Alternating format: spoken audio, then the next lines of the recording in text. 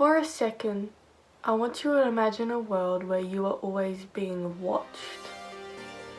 Imagine cameras invented purely to watch people, constantly following you, recording you out in public, in the shops, on the street, on the road, in your workplace, at school, or even in your own home. That's not all.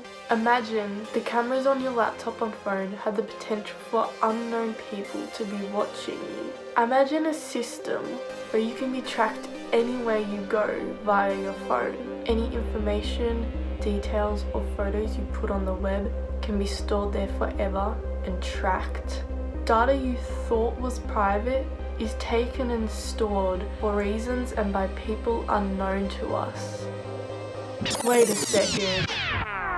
Doesn't this imaginary world I'm describing to you sound kind of familiar? That's because it's reality. Although it isn't something we pay close attention to because we're so consumed by our busy lives, this supervision or surveillance follows us around on a day-to-day basis in ways we aren't even conscious of. Surveillance can be described as monitoring people in order to regulate or govern their behaviour. In the words of Tissot, and Feinberg, each encounter you have leaves a trail of personal data that is tracked and processed in ways that influences our activities. In earlier times, surveillance was mainly security cameras in public places and stores. But now with technology advancing so fast, surveillance is increasingly being focused around smartphones and the depths of the World Wide Web.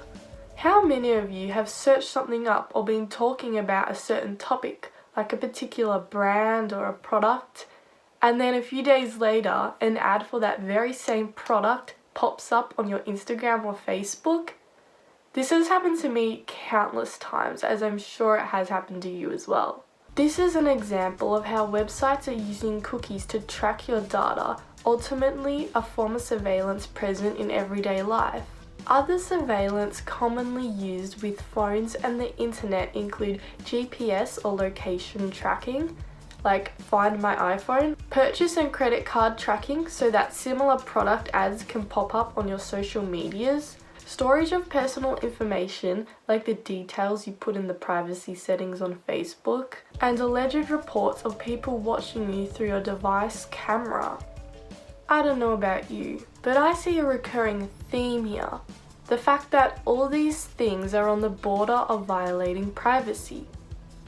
And where exactly is the fine line between surveillance that makes life easier and helpful and surveillance that violates our personal privacy?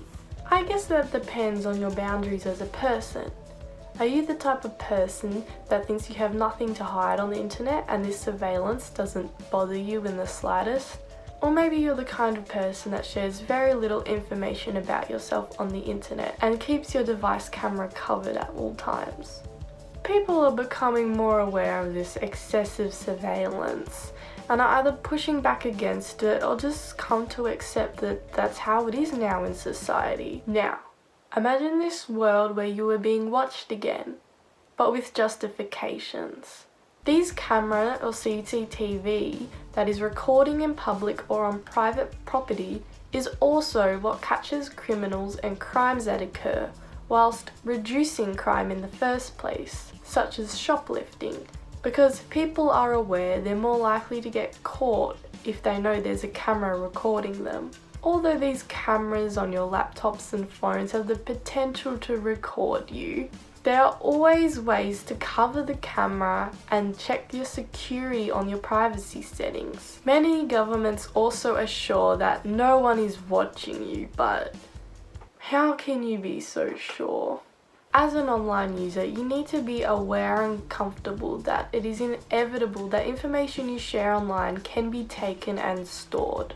Yes, you can be tracked anywhere you go via your phone, but this can be useful, especially when you're lost and you need to know where you are on Google Maps, or you've lost your phone and you're trying to locate it using Find My iPhone, or it makes life way easier when ordering Uber or Uber Eats. This location tracking isn't one way though, you have the power to do it too. You can track other people's location also. For example, through popular social media app Snapchat's Snap Map feature. You can also track parcels now too, which I must say has been great during quarantine. So far we have focused on how these modes of surveillance are gaining and potentially misusing power and maybe crossing boundaries in terms of privacy. But modern surveillance has also been important in helping people, businesses and governments do their job. Some examples include identifying criminals and crimes that otherwise would have little evidence,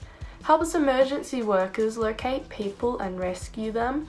It can be useful in education settings where teachers can identify students that may be struggling, and allows more personalized and helpful recommendations and ads appear on internet browsers, which may differ across people depending if you're the type of person that finds these ads useful in helping you find what you want to buy, or creepy because you feel like they've been stalking what you do online.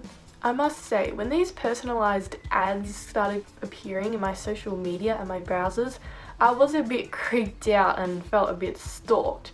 But now, since it's becoming so common in normal everyday life, I've just grown used to it. As Gillum and Monahan said, surveillance is no longer a brief intrusion or a scary idea from a movie, it's a way of life. That's why it is important to be aware of the surveillance and the risks it can have to your data and personal information in the virtual world. At the same time, you can't let the idea that surveillance is all bad consume you, because it has offered many benefits in society that helps make life way easier, which us lazy humans love. Thank you so much for watching, guys. I hope you enjoyed. Don't forget to subscribe for more content, and I will see you in my next video.